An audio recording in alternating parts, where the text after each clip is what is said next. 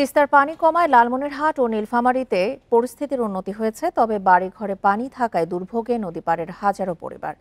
চরের ফসলের ব্যাপক ক্ষয়ক্ষতির শঙ্কা কৃষকদের। ভাঙন দেখা দিয়েছে বিভিন্ন এলাকায়। ক্ষতিগ্রস্তদের সহায়তা দিতে তালিকা করছে প্রশাসন। বান্ডেল থাকলে প্রতি সেনমানিতে টাকা বাঁচবে। বিকাশ সেনমানি বান্ডেল কিনে জিতুন প্রতি লেনদেনে।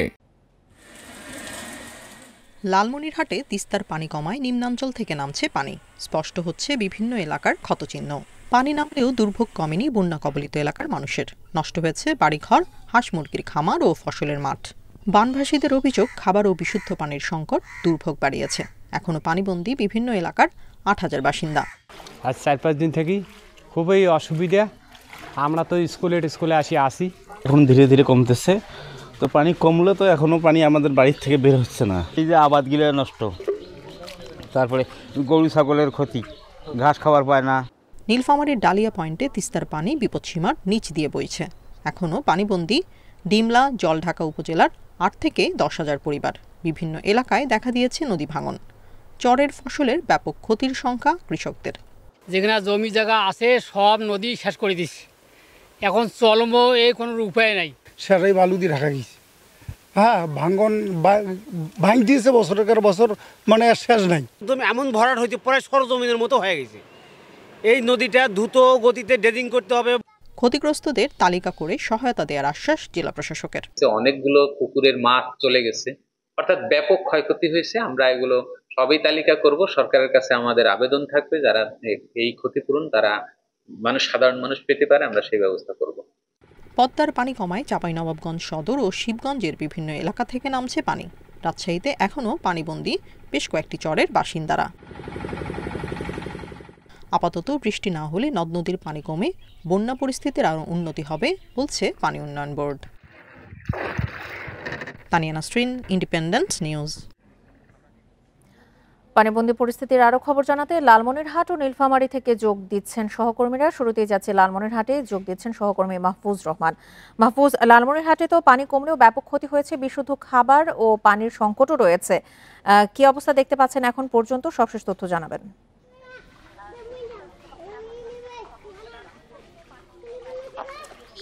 দেখুন, ভারতের উজান থেকে ঢল, পাশাপাশি লালমনিরহাট অংশে কিন্তু ভারী বর্ষণের কারণে গত ৩ দিন থেকে কিন্তু লালমনিরহাটে স্বল্পমেয়াদী বন্যা দেখা দিয়েছে।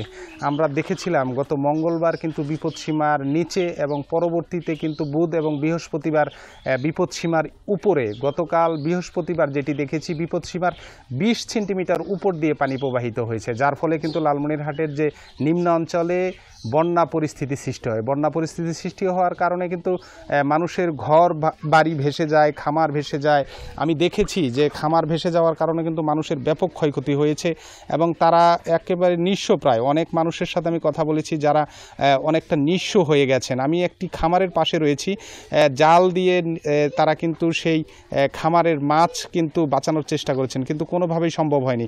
তো আমি কথা বলেছিলাম বানভাসী মানুষের সাথে, তারা বলছেন যে তাদের দুর্ভোগের কিন্তু অন্ত নেই। তবে আশার বাণী হচ্ছে যে আজকে সকাল থেকে কিন্তু এই পানি কমতে থাকে, যার ফলে কিন্তু বন্যা পরিস্থিতি উন্নতি হয়। বন্যা পরিস্থিতি উন্নতি হওয়ার কারণে তারা বেশ স্বস্তির মধ্যে রয়েছেন। তবে স্বস্তি থাকলেও কিন্তু তাদের মাঝে দুর্ভোগ কমেনি। তারা বলছেন যে নতুন করে তাদের বাড়িঘর মেরামতের চেষ্টা করছেন, যে ক্ষয়ক্ষতি হয়েছে সেটি নিরূপণের চেষ্টা করছেন এবং তারা ঘুরে দাঁড়ানোর চেষ্টা করছেন। তাদের পশুগুলো নিয়ে বিপাকে ছিলেন, গোখাদ্যের সংকট হয়েছিল, সেগুলো মেরামতের চেষ্টা করছেন। সব মিলে কিন্তু তারা চেষ্টা করছেন ঘুরে দাঁড়ানোর জন্য। তো আমি যদি ত্রাণের বিষয়টি জানাই, যে জেলা প্রশাসনের পক্ষ থেকে এই বানভাসী মানুষের জন্য কিন্তু প্রায় 220 মেট্রিক টন কিন্তু চাল বরাদ্দ দেওয়া হয়েছে, যার কারণে কিন্তু সেই চালগুলো কিন্তু অসহায় মানুষ যারা আছেন, দরিদ্র মানুষ আছেন, যারা বানভাসী বেশি পরিমাণ ক্ষতিগ্রস্ত হয়েছেন, তাদেরকে কিন্তু বিতরণ করা হচ্ছে। তো আমি জেলা প্রশাসনের সাথে কথা বলে যেমনটি জেনেছি যে তারা বলছেন যে বানভাসী মানুষ যারা আছেন তাদেরকে পুনরায় আবারও সহায়তার জন্য ঊর্ধ্বতন কর্তৃপক্ষকে জানিয়েছেন এবং তাদেরকে সহায়তা করা হবে। তো বানভাসী মানুষের দুর্ভোগের কথা যদি জানাই, সেটি হচ্ছে যে দুর্ভোগের মধ্যে তারা রয়েছেন, তারা শেষ পর্যায়ে কিন্তু এখন পর্যন্ত যে পানিবাহিত যে রোগগুলো আছে সেই রোগগুলো তাদের আক্রমণ করছে, পাশাপাশি তারা কিন্তু খাদ্য সংকটের মধ্যে রয়েছেন এবং তারা যে তাদের যে ফসলি জমি আছে সেই ফসলি জমিগুলো ক্ষয়ক্ষতি হয়েছে। তো এখন পর্যন্ত আপনি আমাদের সঙ্গেই থাকুন। এবার আমরা যাচ্ছি নীলফামারীতে, সেখান থেকে জানাবেন সহকর্মী আরফিনুল ইসলাম। আরফিনুল, আমরা দেখছি যে নীলফামারীর ডালিয়া পয়েন্টের নিচে পানি প্রবাহ থাকলেও এখন পর্যন্ত কিন্তু প্রায় বিভিন্ন এলাকায় 8 থেকে 10,000 পরিবার পানিবন্দী অবস্থায় রয়েছে। জেলা প্রশাসনের পক্ষ থেকে সহায়তার কথা বলা হলো, এখন পর্যন্ত কোনো উদ্যোগ দেখেছেন কিনা? জি, আপনি যেমনটি বলছিলেন, তিস্তা ব্যারেজের পূর্ব দিকে রয়েছে লালমনিরহাট আর পশ্চিম দিকে রয়েছে নীলফামারী ডিমলা উপজেলা।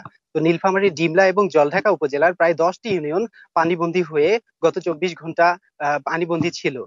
খুশির কথা হচ্ছে যে এই সময়ের সাথে সাথে তিস্তার পানি বিপদসীমার নিচ দিয়ে প্রবাহিত হচ্ছে। আমরা যখন পানি উন্নয়ন বোর্ডের সাথে কথা বলছিলাম, তারা বলছিল গতকাল যেখানে 18 সেন্টিমিটার উপর দিয়ে পানি প্রবাহিত হচ্ছিল, এখন সেখানে 25 সেন্টিমিটার নিচ দিয়ে পানি প্রবাহিত হচ্ছে।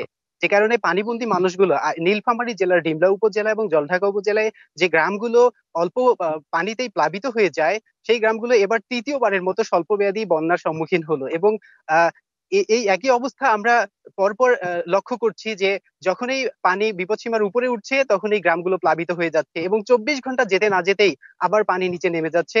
যে কারণে জেলা প্রশাসনের পক্ষ থেকে ক্ষতিগ্রস্তদের একটা তালিকা করা হলেও পরবর্তীতে জেলা প্রশাসন এখন পর্যন্ত নীলফামারী জেলা প্রশাসন মাঠে নামেনি। আমরা যখন তাদের কাছে জানতে চেয়েছিলাম যে কিছু মানুষ রয়েছে যারা এখনো কর্দমাক্ত পরিবেশে রয়েছে এবং অনেক কৃষক রয়েছে যারা ক্ষতিগ্রস্ত হয়েছে, আপনারা তাদেরকে সহযোগিতা করছেন কিনা, তারা বলছে যে আমরা একটা খসড়া তালিকা করেছি এবং তালিকা চূড়ান্ত করে তারপর আমরা যোগাযোগ করব এবং সহযোগিতার জন্য মাঠে নামবো। তো জেলা প্রশাসন এখনো নীলফামারীর কৃষকদের কিংবা নীলফামারীর বন্যা দুর্গত পরিবারদের সহযোগিতার জন্য মাঠে নামেনি। অপরদিকে আমরা যখন বন্যা দুর্গত কৃষক এবং বনভাসী মানুষদের সাথে কথা বলছিলাম, তারা বলছিলেন যে এই যে গত তৃতীয়বারের মতো যখন তাদের ফসল বন্যার সম্মুখীন হলো, তখন অধিকাংশ ফসল, বিশেষ করে চরের ফসল, পদ্মার 2 তীরের প্রায় 90 হেক্টর জমিতে কৃষকরা বিভিন্ন ধরনের মৌসুমী ফসল চাষাবাদ করেন। তো এই যে তৃতীয়বারের বন্যায় ব্যাপক ক্ষয়ক্ষতির তারা শঙ্কা দেখছেন। বিভিন্ন জমির আমরাও খেয়াল করে দেখেছি যে পলি এবং বালিতে তলিয়ে গেছে। অপরদিকে যে বাড়িঘরগুলো প্লাবিত হয়েছিল, এখনো মানুষগুলো নিজে থেকে রান্না বান্না করতে পারছে না। পশু পাখিদের খাওয়ানোর জন্য পর্যাপ্ত সরবরাহ তাদের নেই, কারণ কাদা পানি জমে রয়েছে, তাদের রাস্তাঘাটে এখনো কাদা রয়েছে। পানি নিচে নামলেও ভোগান্তি তাদের পিছু এখনো ছাড়েনি। তারা বলছে স্বাভাবিক অবস্থায় ফিরতে আরো কিছু সময় লাগবে। এজন্য তারা সরকারের সহযোগিতার প্রত্যাশায় রয়েছে বলে আমাদেরকে নিশ্চিত করেছে। লালমনিরহাট ও নীলফামারী থেকে পানিবন্দী পরিস্থিতির সবশেষ তথ্য নিয়ে জানাচ্ছিলেন আমাদের সহকর্মীরা।